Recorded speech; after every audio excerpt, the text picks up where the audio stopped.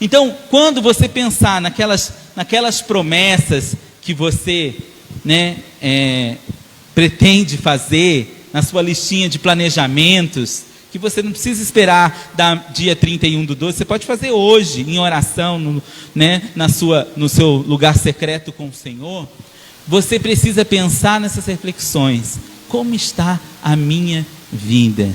Eu tenho agido com sabedoria? Eu tenho estado de fato na absoluta verdade que eu estou ligado no ramo, na videira verdadeira? Eu sou um ramo ligado na videira verdadeira, E onde está o meu coração? Onde está o seu tesouro? Está o teu coração. Se o teu tesouro está nas coisas dessa terra, o teu coração estará nessa terra. Se o teu tesouro está na sua grande conquista, na sua grande vitória, na sua grande profissão, no seu grande casamento, na sua grande posse da casa, no seu grande bom salário, o seu coração estará lá. Aonde está o seu tesouro, aí estará o seu coração. E aí, nós todos desejamos, e Deus deseja, que cada dia mais a gente viva uma vida de intimidade com Ele. Sim ou não? Deus deseja que a gente seja próximo dEle, a gente seja amigo dEle, de fato a gente tenha um encontro diário com Ele, uma vida como era o Éden. O Éden, Deus andava com Adão, passeava com Adão, Deus caminhava com Adão. Deus deseja andar, ter intimidade, ter um relacionamento com você, compartilhar o coração dele com você todos os dias, não numa agenda pré-estabelecida. O que é agenda pré-estabelecida? Não, eu hoje, lá domingo, terça-feira ou dia X da célula, eu vou falar com Deus. Não, Deus não é um Deus de agenda. Deus é um Deus contínuo. Deus é um Deus que chama para o relacionamento íntimo, para a caminhada diária, andar com Deus, caminhar com Deus. E para mantermos isto, essa constância, essa busca, eu quero agora explorar 7 coisas que o Senhor colocou no meu coração para que a gente não perca esse foco de buscar ao Senhor, de estar mais próximo dEle, estar se envolvendo mais dEle. A primeira coisa, então eu só trouxe até agora uma introdução dizendo que você precisa pedir sabedoria, você precisa entender que sem Jesus não dá, não vai virar, tá? Se você está agindo sem Jesus, com o narizinho na frente, isso não vai dar certo, e que você precisa de fato entender aonde está o seu coração, porque aonde está o seu coração, aí estão os seus valores, e se estiver fora de algum contexto, o resto não vai dar certo. A primeira coisa, tá, que leva muito a gente perder o foco, eu quero que você entenda a respeito, que você precisa ter isso firme. Primeiro, ande com boas companhias.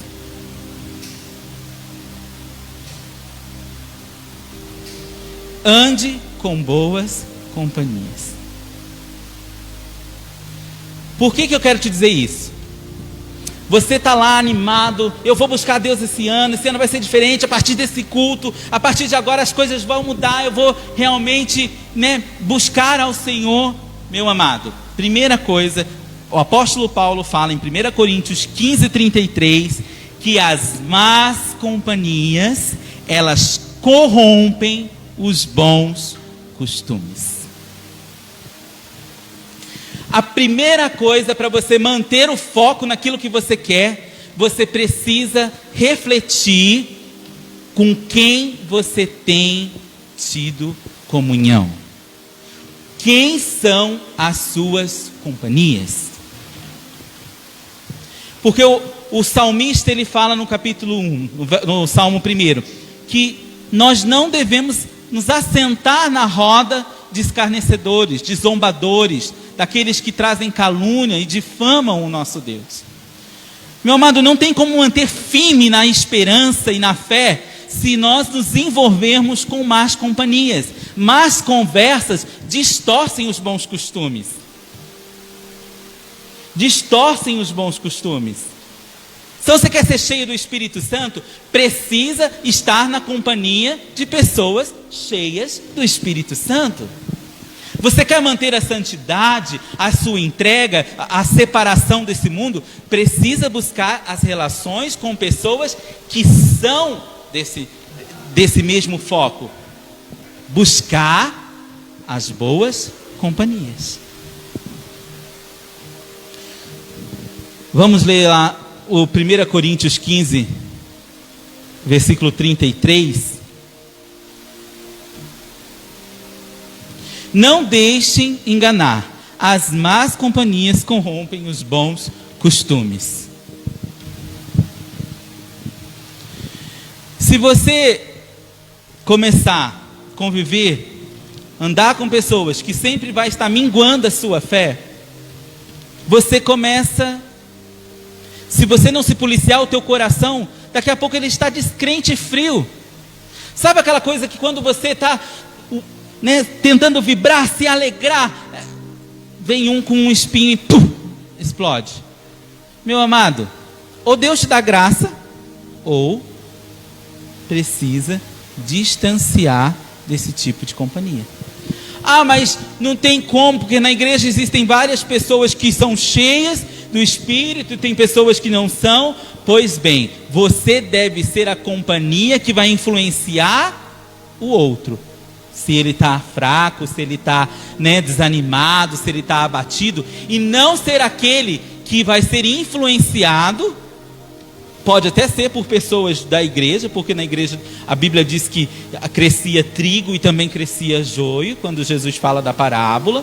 Mas você tem que ser aquele que influencia, não aquele que de repente está conversando e fala, é verdade, isso não vira, né? Isso não, nossa, não tinha pensado desse jeito, sabe que você tem razão, isso não vai virar, isso não vai dar certo. Não pode ser assim. E eu quero te dizer que companhia não são só pessoas. Novela pode ser uma péssima companhia. Séries, tenho nada contra, tá? Não é porque eu nunca na vida assisti uma inteira, porque eu sou um pouco atípico disso, mas tem série que pode ser uma má companhia. Tem filme que pode ser uma má companhia. O WhatsApp pode ser uma má companhia. Facebook, as redes sociais, elas podem ser excelentes companhias, mas elas podem ser péssimas companhias. E a gente precisa se policiar nisso. Então não estou falando só de pessoas. Se você permitir ser influenciado por redes sociais que remam contra a manifestação do reino de Deus na sua vida, você precisa se policiar. Tá? Não se deixe enganar. Tá? Olha o que Jesus, quando estava aqui na terra, no capítulo 15 de João, ele falou assim, olha, eu nem vos chamo mais de servo, eu vos chamo de amigos. Jesus, ele é a melhor companhia que a gente possa decidir, meu amado.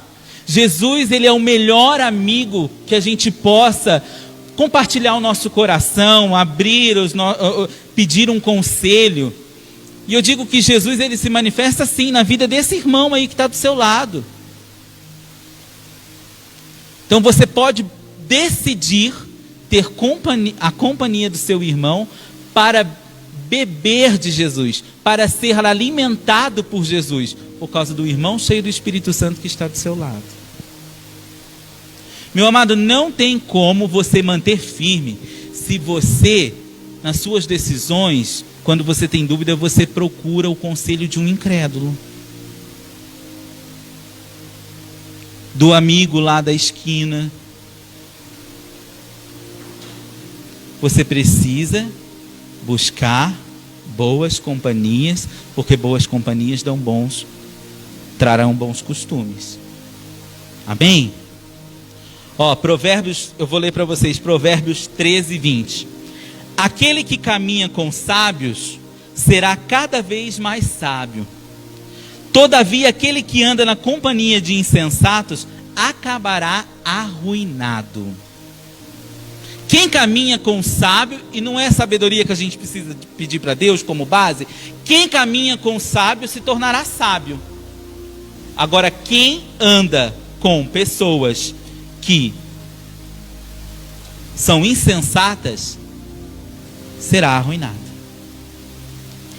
O outro Provérbios, o 22, no capítulo 22, do versículo 24 ao versículo 25, coloca esse aí, ô Luiz. Provérbios, capítulo 22, do 24 ao 25.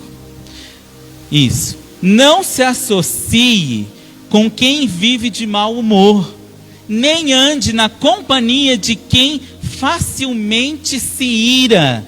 Olha o versículo 25. Do contrário, você acabará o quê? Imitando essa conduta e cairá numa armadilha mortal. Sabe o zangão? Não dá. Tem gente que tem um estilo de vida zangão, mal-humorado.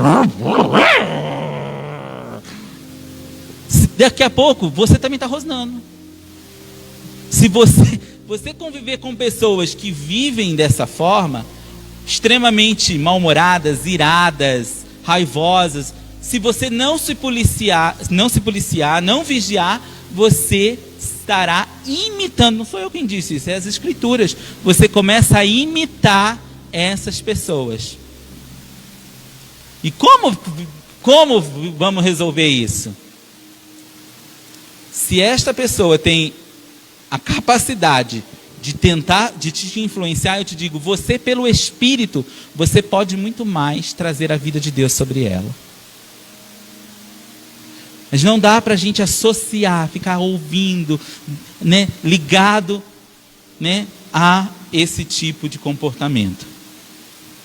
A Bíblia fala de companhia, que ela valida muito, e tem algumas amizades, 3 delas que eu quero citar, que são amizades bonitas, vamos dizer assim, construídas, alicerçadas. Davi e Jonatas. Né? O Jonatas era filho de Saul, pai, Saul odiava Davi. E Jonatas tinha uma amizade sincera com Davi. Né? Uma amizade sincera ao ponto de Davi, mesmo após a morte de Jonatas e da linhagem de Saul, Davi quis honrar, sabendo se existia alguém da casa deles, para que ele trouxesse honra. Ou seja, uma amizade que permaneceu, uma amizade que trazia honra. O pastor Geraldo esses dias trouxe uma ministração no devocional sobre você tem amigos, né? Sobre você ter amigos. Amizade de Ruth e Noemi. Onde tu fores, irei eu. O seu Deus será o meu Deus. Nós estaremos juntos. Amizade de Jesus com seus discípulos. Jesus tinha tempo de qualidade com seus discípulos, de ensino, de jantarem juntos. E tinha uma proximidade muito maior com João. Ele tinha uma proximidade com seus discípulos, tinha uma amizade com seus discípulos. E João tinha uma proximidade, aquele que inclinava no peito, aquele que estava junto, né? Considerado o apóstolo do amor aí. Enfim, nós precisamos construir amizades. Você é amigo de quem, né? Quem são os seus melhores amigos? Quem são seus conselheiros? Precisamos buscar a amizade, porque a amizade ela traz a união, a comunhão. E a Bíblia diz que quão bom e agradável é que a gente viva em comunhão. Né? O salmista diz que é como o óleo que escorre sobre a barba de Arão. Ou seja, traz graça, traz unção. A Bíblia fala lá em Provérbios 17:17. Vamos ler?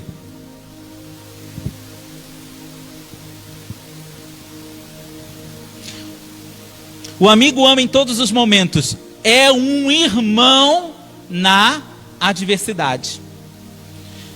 Amigo ama em todo momento. E na hora que o negócio aperta, na hora que o negócio como diz o ditado, a porca, ela torce o rabinho, ele é aquele que vai estar junto. Ele é um irmão na adversidade. Ele não é só para os momentos de alegria. Ele é para os momentos de dores, de choro, de dizer, nós estamos juntos, nós estamos aqui, conte comigo, conte com a minha oração, conte com a minha presença. Ele ama em todo momento. E na adversidade ele se torna um irmão. E Eclesiastes 4, do capítulo 9 ao 12, fala sobre melhor sermos dois do que sermos um.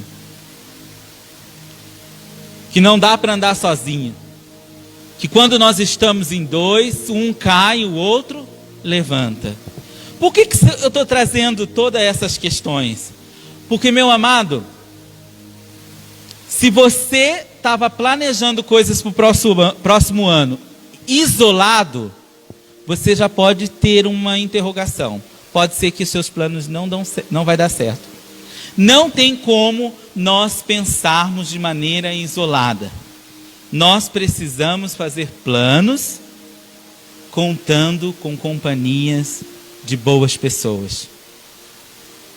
A igreja, agora eu quero trazer para esta igreja. Esta igreja, ela não consegue prosseguir sozinha. Ela precisa de cada um de vocês, de cada família, de cada representação. Melhor sermos dois do que um. Temos planos como ministério. Isso não é isolado. Você está incluso nele. Temos planos para a expansão do reino. Você está incluso nele. Temos plano para avivamento. Porque nós cremos em avivamento. Nós estamos orando, nós almejamos, nós desejamos, nós cremos que Deus quer avivar a sua obra. E você tem que estar pronto para viver este avivamento. É melhor ter companhia do que estar sozinho. Porque maior é a recompensa do trabalho de duas pessoas. Versículo 10. Se um cair, o amigo pode ajudá-lo a levantar-se. Mas pobre do homem que cai e não tem quem o ajude a levantar-se. Versículo 11. E se dois dormirem juntos, vão manter-se aquecidos. Como, porém, manter-se aquecido sozinho? Outro versículo. Um homem sozinho pode ser vencido, mas dois conseguem defender-se. Um cordão de 3 dobras não se rompe com facilidade. Meu amado, nós precisamos estar juntos. A Bíblia deixa muito clara que uma casa dividida, subdividida contra si mesma, ela não subsiste, ela cai. Uma casa que não tem comum acordo, ela vai estar desestruturada, ela vai ao chão. Então a gente precisa alinhar as nossas vidas com boas companhias, com boas amizades, com boas influências, e essas são as influências que estão no reino de Deus. Meu amado, está errado se os seus melhores amigos não forem homens e mulheres cheios do Espírito Santo. Tem alguma coisa errada. E não é com Deus. Se os seus conselheiros, os conselheiros da sua vida, não forem homens e mulheres revestidos do Espírito Santo. As más conversas distorcem bons costumes. Então eu quero que você pense nisso, nos seus planos de hoje para frente. Não planeje sozinho. Você precisa estar firmado com pessoas, aliançado com pessoas e com boas companhias. Amém? Segunda coisa. A segunda coisa é relacione com a pessoa verdade. Diga assim, pessoa verdade. Muitos dos nossas quedas, naquilo que a gente coloca como vou conseguir, eu vou tentar, eu vou buscar, vou fazer esse plano, eu vou fazer esse objetivo. Muitos das nossas quedas em não concluir o que nós colocamos como propósito é porque nós damos lado para a mentira. E nós precisamos entender que a verdade não é algo, não é uma teoria, não é algo escrito, assim, isso aqui é a suprema verdade. A verdade, ela é uma pessoa. Verdade é uma pessoa. Jesus disse em João 14,6, eu sou o caminho, a verdade. Quem é verdade? Quem está falando a verdade? Jesus é a verdade. Jesus é a verdade. A verdade é uma pessoa. E nós precisamos entender que a mentira é Satanás. E ele mente. E ele tem tentado mentir para você, para a sua família, tentado mentir sobre a sua identidade, tem tentado mentir sobre a sua posição em Deus, tem tentado mentir sobre a pessoa de Deus, sobre o amor de Deus, sobre o perdão de Deus, tentando trazer dúvida. A gente precisa entender que para mantermos o foco, a gente não pode dar brecha para a mentira.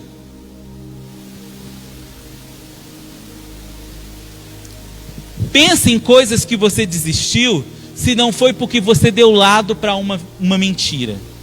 Pense em situações que você acabou entrando em desentendimento, em conflitos, se você não deu lado para uma mentira. Geralmente tem essa ação do inimigo em trazer uma mentira.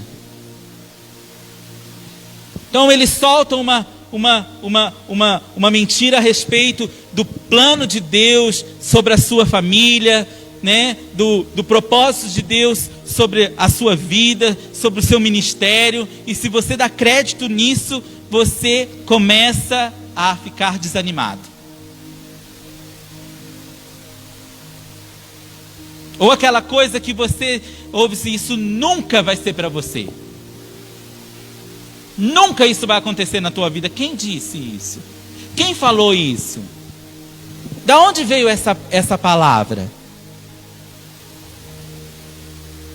Quem disse que você não vai ser usada por Deus, próspera no caminho de Deus, uma mulher cheia do Espírito Santo, realizada, uma conquistadora?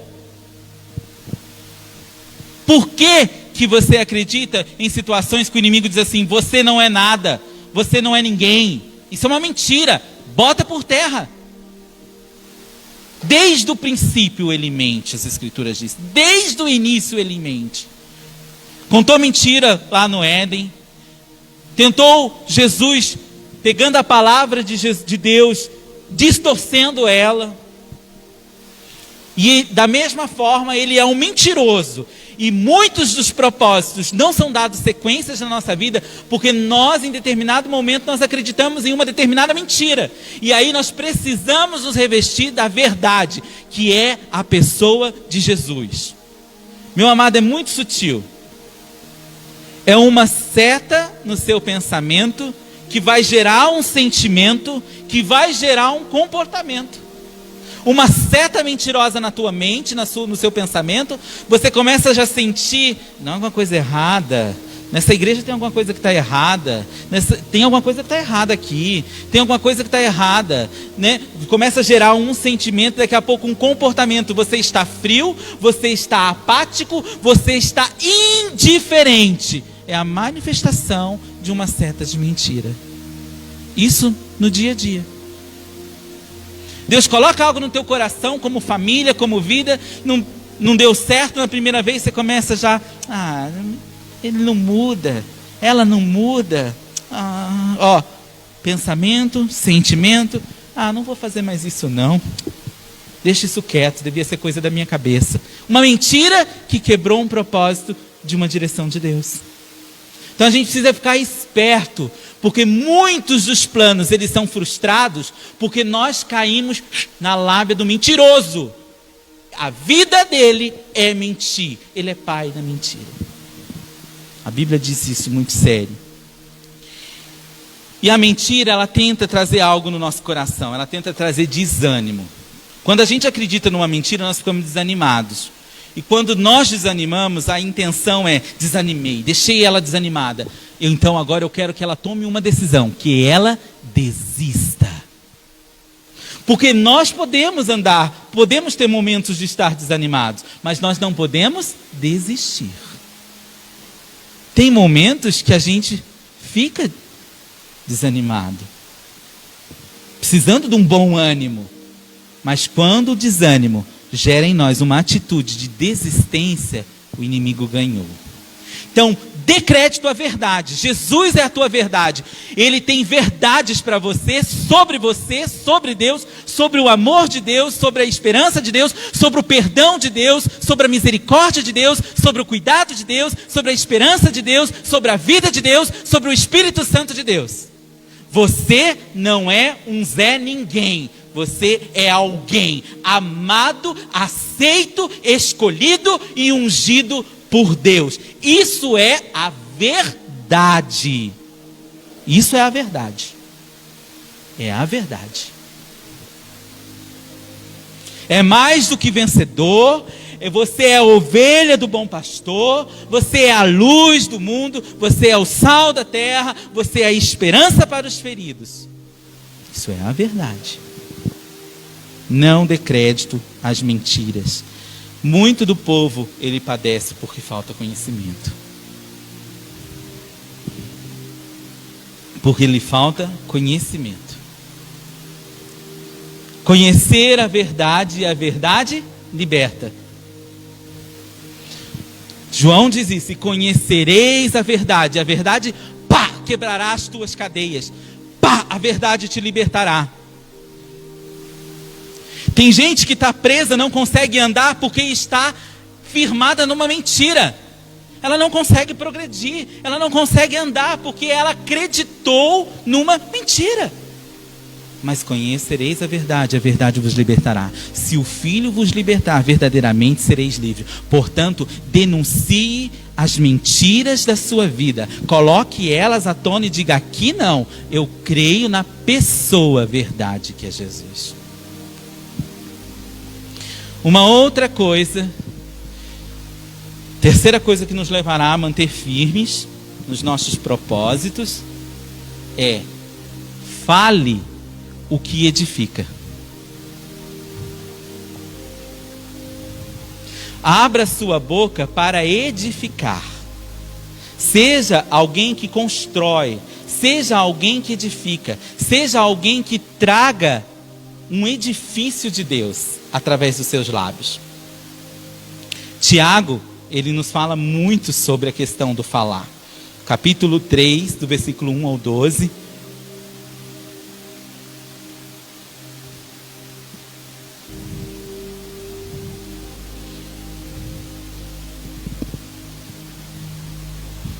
Olha só, aqui é um capítulo que fala sobre pessoas que dominam o seu falar. Sabe por quê, meu amado? A gente precisa entender que palavras são sementes lançadas no mundo espiritual. E nós precisamos cuidar daquilo que nós falamos, porque senão nós podemos trazer resultados ruins daquilo que nós falamos, né? Porque palavras são sementes.